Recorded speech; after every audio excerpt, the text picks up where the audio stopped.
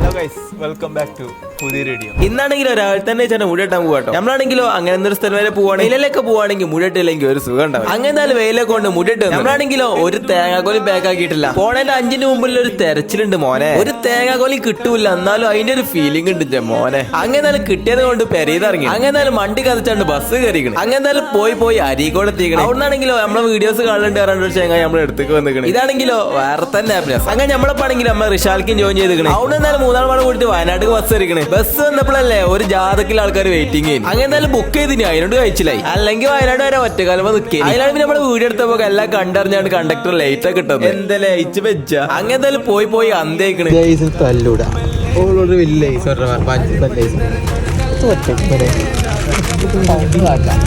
അങ്ങനെ എന്തായാലും അതൊക്കെ തിന്നിങ്ങനെ ഉപകാരം എന്താ വെച്ചാല് കൈയൊക്കെ മാറി തരും.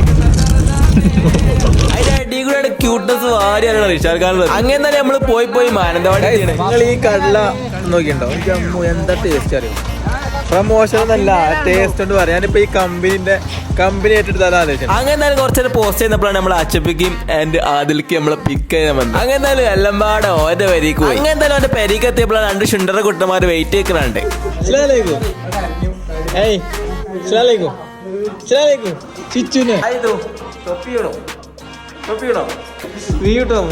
ഞാൻ ആ ജീപ്പ് കൊണ്ടുപോട്ടോ. ഞാൻ പോകുമ്പോ ജീപ്പ് കൊണ്ടുപോകും.